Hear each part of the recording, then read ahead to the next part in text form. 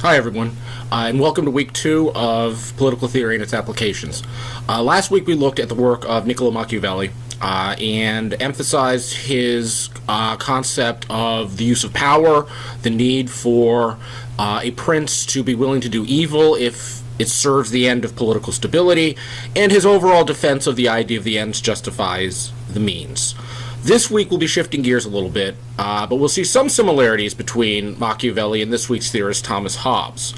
Hobbes is one of the theorists that is part of the social contract tradition, and this is a very important tradition within modern political theory. Social contract theory posits the idea that government is an artificial construct, and it comes about as a result of the consent of the governed. So in essence, individuals choose to create government and live under the rule of law. Thomas Hobbes wrote Leviathan in the aftermath of the English Civil War, and he is a strong advocate for the idea of absolute monarchy. Hobbes basically believed that the division of power that existed in England between the king and parliament, this divided sovereignty, was dangerous, and it directly led to the English Civil War. So one of the things that he wants to do with Leviathan is advocate essentially a change in government, and advocate the idea of an absolute monarchy. For Hobbes, this kind of strong central power is necessary because of his view of human nature. For Hobbes, human beings are driven primarily by their passions and their desires.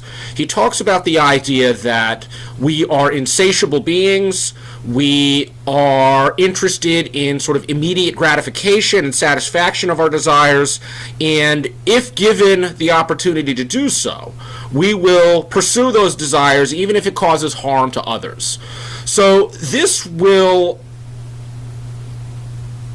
of his view of human nature will influence the way he views the state of nature. Now, the idea of the state of nature is a key concept in social contract theory. It is a hypothetical time period. It's really a thought experiment rather than a historical point in time. But the purpose of the state of nature is to illustrate what the world would look like without government, where human beings and human nature would be able to play out without limits. Because Hobbes believes that we are driven by desire, he will argue that the state of nature is a state of war. We are in constant conflict with one another over the pursuit of scarce resources. He describes the state of nature as one of perfect liberty and perfect equality. Liberty for Hobbes is a dangerous thing. Liberty, in his mind, is an absence of impediment to motion. So in this state of perfect liberty, as we see in the state of nature, we can pursue our passions without regard for anyone else. And this brings us into conflict with others. The state of nature is a state of perfect equality as well, because none of our natural advantages can really be taken, can be used to ensure our safety. A strong person might be able to push other people around, but then a temporary confederation of the weaker can lead to the demise of that stronger person. So all of our natural differences sort of even out in the sort of total insecurity that exists within the state of nature. Hobbes describes the state of nature as a state of war, and it is a state where there's no permanence. We are basically pursuing our desires without regard for anyone else, and in essence it is a zero-sum game. Any gain for another individual represents a loss for myself. And in describing the state of nature, he writes, "In such condition there is no place for industry, because the fruit thereof is uncertain, and consequently no culture of the earth, no navigation nor use of the commodities that may be imported by sea, no commodious building, no instruments of moving and removing such things as require much force, no knowledge of the face of the earth, no account of time, no arts, no letters, no society, and which is worst of all, continual fear and danger of violent death, and the life of man solitary, poor, nasty, brutish, and short." So the state of nature is a dismal place where we are able to cause harm to others. There is no higher authority that we can turn to. So if someone transgresses against me, it is my responsibility to rectify that transgression and really seek out that person for revenge. There is no concept of justice, no concept of morality. And for Hobbes, this is essentially a hell on earth. Now, while we are primarily guided by our desires, we also have reason. Hobbes believes that reason is subordinate to the passions, and reason takes on much more of an instrumental cast, in the sense that we use our reason to best consider and best calculate the means by which we can achieve our end of pleasure. Now, what reason also allows for, however, is an ability to come to an understanding of the law of nature. And the first law of nature is to preserve oneself, and a corollary of that is to do no harm to others. Now, what's interesting about Hobbes' view of the state of nature is that self-preservation really trumps everything else. We know we shouldn't cause harm to others because that is the best way to preserve ourselves. He talks, for instance, also about the idea that we should honor agreements that we make with others, because again, that serves the interest of preserving our own life and preserving our own safety. But in the state of nature, we cannot really live in accordance with these laws of nature. We have to expect that other people will seek to do harm to us. We have to expect that other people will not honor agreements that they make with us. And so self-preservation becomes the overarching consideration in the state of nature. Now, it is this desire for self-preservation that will lead us to conceive of the possibility of government and the possibility of the social contract. Now, when we create the social contract, we are motivated by fear, and we are motivated by the fear of violent death. And so we are suspicious of those that we are contracting with, and we basically create a central government or a government that will ensure that we are protected from our neighbor, from other people.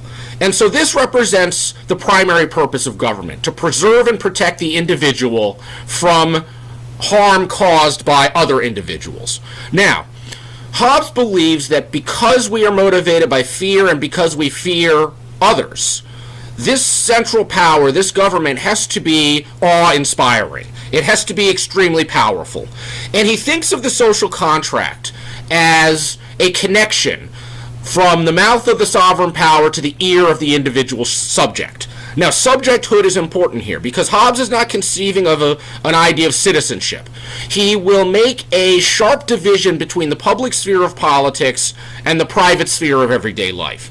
The public sphere of politics is the exclusive domain of the sovereign power and his representatives, his ministers, his government, and private subjects or subjects should not be intruding into politics. They should content themselves with living their lives in the private sphere under the protection of the sovereign power. Now, one thing to keep in mind is that human nature does not change. We are the same beings that we are in the state of nature as we are under civil government.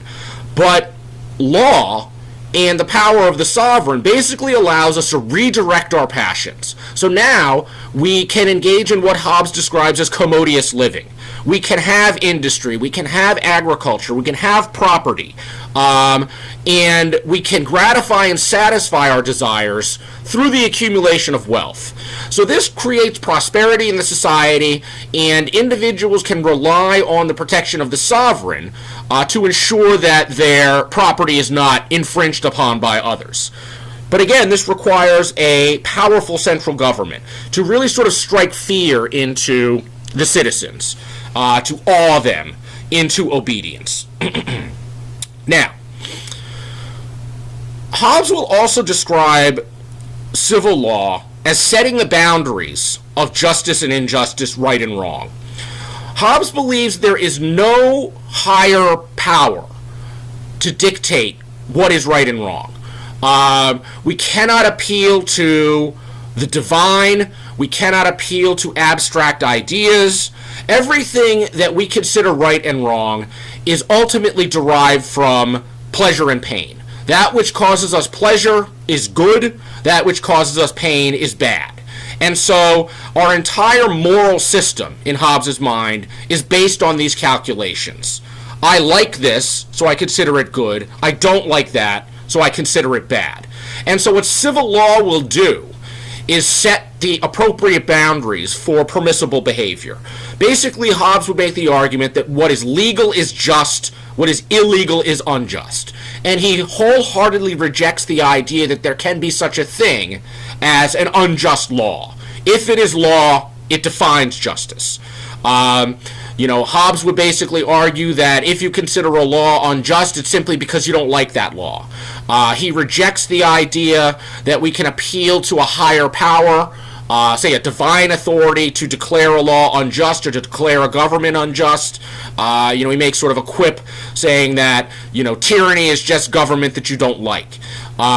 So civil law plays an important role in sort of allowing us to live prosperously and engage in commodious living, and also to define the boundaries of justice and injustice, good and evil, moral and immoral. Now, another important element of Hobbes's work is that he sees the social contract as really inescapable. The sovereign does not enter into a contract with his subjects. The sovereign is exempt from the civil law that he passes. And so there is no right to rebel against the government. Rebellion is something that endangers the society, endangers the security of others, and it is something that he believes the sovereign should put down. This will differ significantly from John Locke, who will create the idea of a right to rebellion, but we'll see that in later weeks. Now, Hobbes believes that the contract can come to an end, but it has nothing to do with the subjects themselves. He sees the contract coming to an end primarily as the result of a sovereign power being conquered by another sovereign power. In that case, the subjects should simply turn their allegiance over to the conqueror in the name of preserving their security. Hobbes believes that the state of nature is infinitely worse than the worst form of government. So the state of nature always represents sort of a threat that Hobbes uses to justify the power of the Leviathan. Now, while Hobbes advocates the idea of absolute monarchy as the government best able to provide the stability and security that people want, he does introduce a number of concepts that will be taken up later by democratic theorists. First, he argues in favor of the idea of equal justice. The law applies equally to all. So there is no idea here of a law for the nobility or special privileges granted to certain classes within the society. The law should apply equally across the board.